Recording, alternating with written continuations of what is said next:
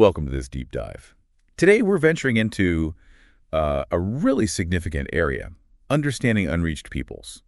Our main source is Jim Haney's Identifying Unreached Peoples.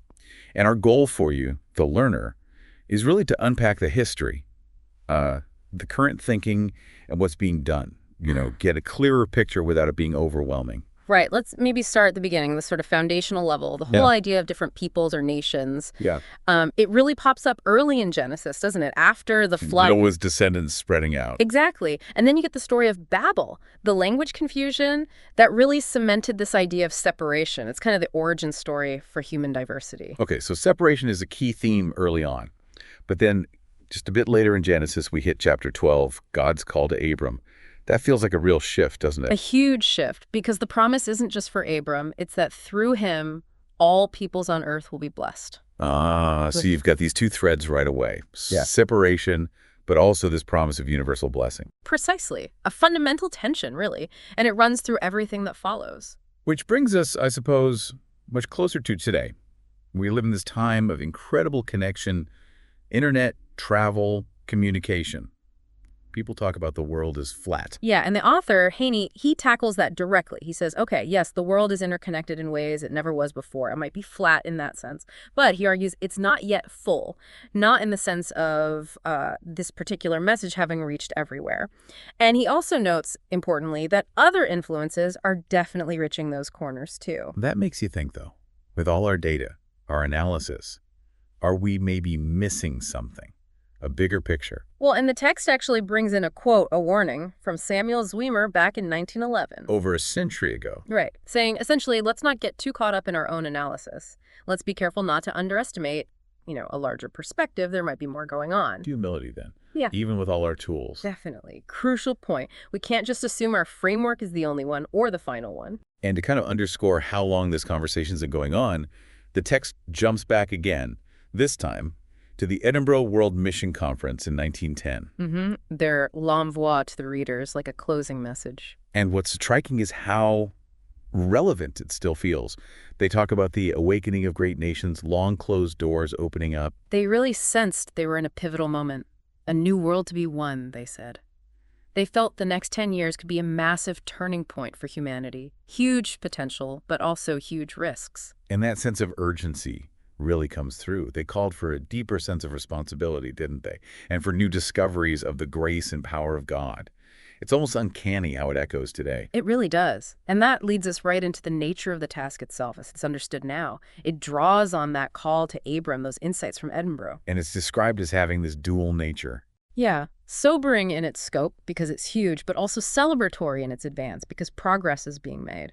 But importantly, our picture of all the world's peoples is still, well, it's partial. We're still figuring it out. So how do we even start to get our arms around that massive diversity? Language seems key. The text mentions Wycliffe Bible translators. Right. You think back to Babel, the confusion of languages. Wycliffe's work, trying to get scripture into people's heart languages. It feels like a direct response, almost like aiming for that Pentecost vision. Where everyone heard in their own tongue. Exactly. And crucial to this effort is SIL International and their ethnologue database. It's amazing, really. They started cataloging, 45 languages in 1951? Wow. And now they list nearly 7,000 living languages, each with its own unique code, just mapping human communication on that scale. It's immense. Okay, but then there's the distinction between languages and dialects. The text clarifies that. It's not always cut and dry, is it? Not at all. Dialects are like divergent speech varieties within a language. Sometimes people speaking different dialects can understand each other, sometimes not so much. So how is that tracked? Well, the system evolved. There used to be these robal codes that included dialects. Now there's something called the Registry of Dialects, or AROD. Global Recordings International maintains that. And their focus is? Very practical. They're committed to providing gospel presentations in a new dialect if it turns out a group can't understand the existing ones. It's about actual comprehension, not just listing variations. That makes total sense. It has to be understandable to be effective. Okay, another really important distinction the text stresses. People groups aren't the same as language groups. Absolutely critical. You can't just equate the two. A single people group might use several languages. Or the other way around. Yep. one language might be spoken by many different distinct people groups. You really need to look at both. So given that complexity, who's actually keeping track of all these people groups globally? The text points to three main lists. That's right. There's the CPPI, that's Church Planting Progress Indicators from the IMB, then JP, the Joshua Project, and WCD, the World Christian Database. So these are all online, constantly updated. Pretty much, yeah. They're dynamic. The WCD also exists as a big book, the World Christian Encyclopedia. And interestingly, all three trace their roots back in some way to the work of David B. Barrett, a real pioneer in this kind of global demographic research for mission. But they aren't identical lists, are they? No, and that's a key point. Patrick Johnstone from WEC International is quoted saying, each list has its own assumptions, emphasis, ministry foci, and informant networks. So, different perspectives. Exactly. He uses this great analogy. Imagine three people cutting up the same loaf of bread. They all have the same loaf, but one might cut 10 slices, another 12, another 15, depending on how thick they want the slices or who they're serving. Okay, so they're segmenting the same world population differently. Right. And you see this in the comparison table in the text. If you look at, say, the Arab world bloc, CPPI might list one number of people groups, JP another, WCD another still. But the overall population numbers for countries or the whole world, they tend to match up pretty closely across the lists. Generally, yes. The big picture population data is usually consistent. The variation comes in how they define and count the individual slices, the people groups. So the advice isn't to pick one list and ignore the others. No, quite the opposite. The text encourages users to actually compare the lists, look at the data from all three. You get a richer, more nuanced understanding that way, leveraging the unique strengths of each one. Okay, that makes sense. And to help with that comparison, there's this ROP coding system. Yes. ROP Registry of Peoples. It's a way to kind of standardize the categories at different levels. There are three main levels. Oh, sure. ROP1 is the broadest affinity blocks, like East Asian peoples. ROP2 is people clusters within those blocks. And ROP3 is the individual people group level. So it's like a universal tagging system. Sort of, yeah. It allows researchers to link and compare data across the lists, even if the lists themselves carve things up slightly differently at the ROP3 level. Is there an ROP4 for even smaller segments? Interestingly, no. The text explains that trying to standardize codes for smaller population segments within a people group, like, say, specific clans, or urban versus rural populations, or social classes, it just gets too messy. Too much divergence and overlap between how different groups might define those. But even without a code, understanding those smaller segments is still vital for the teams actually doing the work on the ground, right? Oh, absolutely crucial. That's where the real ministry happens, connecting with specific communities and needs. Okay, so we have these lists, these categories, but how do they actually decide if a group is unreached? How are priorities set? Right, that's the core question, isn't it? Let's start with the Joshua Project. The text says they use a progress scale. What does that involve? It's an estimate, really, based on several factors. They look at the percentage of people in the group who identify as evangelical Christian, the percentage who identify as any kind of Christian adherent, Okay. the level of church planting activity happening, other indicators too. And based on all that, they assign the group to a particular stage on this scale. And a lot of groups end up classified as least reached on that scale. Yes, a significant number. The text gives a figure of over 6,600 groups out of their total list. Okay, what about the World Christian Database approach? It sounds different. It is. Todd Johnson and Peter Crossing developed this methodology based on looking for the presence or absence of 24 specific basic Christian ministries within a people group. 24 ministries, like what? Things like, are there any local Christians affiliated with a church? Is the Jesus film available in their main language? Are there audio scriptures? Is the New Testament published? Is personal evangelism happening? Basic building blocks, really. I see. And if a group doesn't have many of those? If they have fewer than 15 out of the 24, the WCD classifies them as untargeted. They get a T rating. Back in 2005, they identified over 900 such groups, and the current number mentioned is almost 1,200. Got it. And the third one, the GSEC, used by IMB for the CPPI list. Right. GSEC stands for Global Status of Evangelical Christianity. Their model looks primarily at three things: the percentage of the population that's evangelical Christian. Okay, similar to Joshua Project so far. But also gospel accessibility. How easy or hard is it for people to even hear the message? And third, church planting activity, specifically within the last 2 years. Has anything new started? And how do they define unreached? using that? A group is considered unreached if less than 2% of the population is evangelical. They get a GSCC score from 0 to 3. And those groups that have had no new evangelical church starts in the past 2 years are further classified as last frontier people groups, GSCC 0 or 1. And importantly, the text notes that IMB doesn't use the overall percentage of Christian adherents, just the evangelical percentage, for that unreached status. Correct. That's a key difference from the Joshua Project approach. So you've got JP focusing on adherence levels and activity, WCD focusing on resource availability, and GSE SIME focusing on evangelical percentage and recent church starts. Different lenses. It's clear there's no single, simple definition. Now, despite all the efforts we've talked about, going back to Edinburgh 1910 and even more recent initiatives like Tokyo 2010 mentioned in the text, the reality is many groups remain unreached. Why is that? Yeah, the text acknowledges that, and it says there's no one reason. Sometimes growth is just incredibly slow, even with teams present. Other times, there are huge barriers, social, political, spiritual. It's complex. But the takeaway is the need to keep reminding the church about this unfinished task and mobilize new people. Exactly. Keep the urgency alive. And for new teams starting out, the text suggests prioritizing what are called unengaged peoples. Meaning groups where there's basically no church planting effort happening at all right now. That's the idea, starting from scratch, essentially. And Jeff Liverman from Frontiers offers a helpful definition of what engagement actually looks like. It's not just a quick visit. What is his criteria? 4 things. First, an apostolic effort, meaning people living there on the ground. Second, commitment to learning the local language and culture. Third, a long-term commitment, not just short-term. And fourth, actively sowing seeds towards a church planting movement, something that can grow on its own. That's a high bar. It's about deep, sustained effort. And the text brings up some pretty powerful ethical points too, doesn't it? It does, referencing Paul Eshelman asking about the basic fairness or unfairness of some groups never even hearing, and Jerry Rankin questioning how we justify depriving people of even a first opportunity. Strong words. Yeah, and the stats are sobering.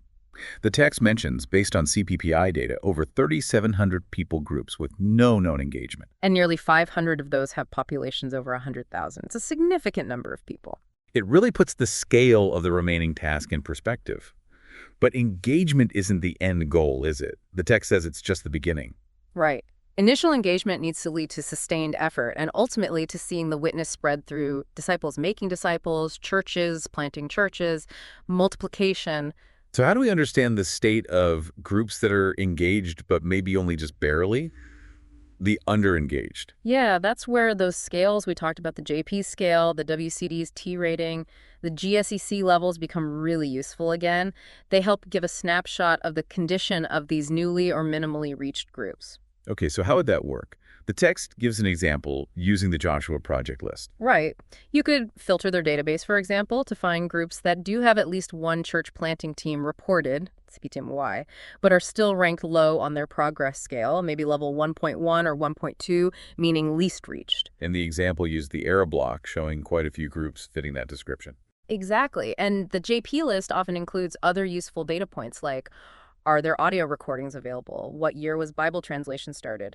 Things like that give more context. And you can do a similar thing with the CPPI list. Yep. Filter for engaged groups in a region, then look at their GSEC score. The text shows finding, again in the error block, 91 groups that are unreached, GSEC level 1, and have some evangelical resources present, but crucially, have seen no new church plants started in the last 2 years. And the CPPI list also has other data points like population, main language, religion, though some info might be restricted. Correct. And the World Christian Database, with its focus on those 24 basic ministries, can also shed light here. Plus, it incorporates data from the Finishing the Task initiative, which tries to track missionary placement relative to population segments, aiming for at least one worker per 50,000 people. And the text mentions the value of frontline engagers, Yeah, people on the ground. absolutely. Their insights are often crucial for understanding the real situation beyond the statistics. Because the goal, ultimately, is that multiplication. Disciples making disciples, churches starting churches. That's the aim. Statistics help us track progress towards it. But there's another layer the text brings up. Which is? That engagement isn't really complete until the people who have been reached become part of the harvest force themselves, reaching out to others. So tracking not just missionaries going to them, but missionaries coming from these newly established churches. Exactly. Who are they sending out and who are they reaching? That's when you know a movement is really taking root. Now, to kind of ground all this talk of data and lists, the author shares a really interesting personal story from northern Ghana in the early 90s. Yes, it's a powerful illustration of why ground truth matters. He was surveying, looking for unreached groups in an area thought to have some Christian presence. And he found missionaries, but But it wasn't straightforward. He met a Bible translator who was only focused on literacy, not evangelism, because he was worried about opposition. Then a well driller who was doing good work but hadn't actually shared his faith yet and was about to leave the area. And finally, a Catholic missionary who was deep into his PhD research on traditional healing and was actually concerned that active church planting efforts might disrupt his research subjects. Wow. So 3 workers present, but the actual engagement in terms of sharing the core message and establishing communities of faith was questionable, at least at that moment. Precisely. It's a stark reminder that reports and lists need verification. What looks like presence on paper might not translate to active, fruitful witness on the ground. And for those of us who can't go see for ourselves, it means we need to be really thoughtful about evaluating the information we get. Absolutely. Which leads into the whole question of confirming the data, improving its accuracy. How is that done? The data comes from so many places. It does. The text acknowledges the huge variety of sources and experts feeding into these lists and that the data changes at different speeds. But there are ways to refine it. Like field assessments. Exactly. When reports seem questionable or outdated, sometimes specific assessment teams are formed, trained, and sent out. They do things like church growth strategy studies, base counts, CPM assessments. What's the goal of those? To verify engagement, yes, but also to identify what's working well, test hypotheses about strategy, and connect with key people on the ground. It's about getting firsthand, detailed information. And what about feedback? Does publishing the data help? Immensely. The text makes a strong point. Research kept private remains untested. When data is shared publicly, people use it, they compare it with their own knowledge, and they provide feedback. But only if the organizations listen to the feedback. Crucial point. The feedback has to be taken seriously and responded to for it to improve accuracy. And the text actually details the feedback process for each of the main lists. Oh, what are they? Well, for IMB's CPPI list, they welcome feedback, send it to their field staff to check, and changes usually appear on peoplegroups.org within, say, 1 to 8 weeks. Okay. Joshua Project. They aim for a really quick initial response, often within 2 days. They check the suggestion against other sources like Ethnologue and WCD, consult their editors, and usually update the website within about 2 weeks if a change is confirmed. And the World Christian Database? Their process relies more heavily on major published sources, UN population revisions, new ethnologue editions, Bible Society reports, national censuses. So major updates often align with those publications. They welcome feedback, especially if it points to published material, and incorporate it in quarterly updates. So different processes, but all have mechanisms for incorporating feedback. That's good to know. And there's one more method mentioned, virtual conferencing. Yeah, this is really interesting. One global network uses Skype or similar tools to verify data, particularly focusing on that CPPI list of unengaged, unreached Muslim groups over 100,000, the 247 list. How does that work virtually? They have a facilitator who coordinates feedback. Quarterly reports are generated. Then they hold Skype meetings that include frontline workers, IMB representatives, and the person who initiated the feedback. They discuss the evidence and need consensus to change a group's listing or engagement status. And it's all documented. Yep, right in the Skype chat, like a virtual whiteboard. Yeah. And confidentiality is maintained. It's a way to get multiple perspectives and real-time input efficiently. That's quite innovative. So wrapping this up, it feels like understanding unreached peoples is this massive ongoing project. It really is. We're standing on the shoulders of decades of research by incredibly dedicated people trying to map out this unfinished task. And all this research, the lists, the feedback, the assessments, it all feeds into making better decisions, right? Absolutely. It provides crucial information to help guide efforts, allocate resources, and hopefully advance the goal of seeing vibrant communities of faith established among every nation, tribe, and tongue. It serves a much larger purpose. Okay, so here's a final thought for you, our learner, to mull over. We've talked about all these layers, the history, the definitions, the data, the human element, the technology used to track it all. Thinking about these complex efforts to understand unreached peoples, what does this imply for how we understand global interconnectedness today? And what does it mean for our own individual roles in a world where sharing information is so powerful, yet also such a constant challenge? What further questions does this spark for you about how data, real human lives, and maybe even a sense of global purpose all intersect?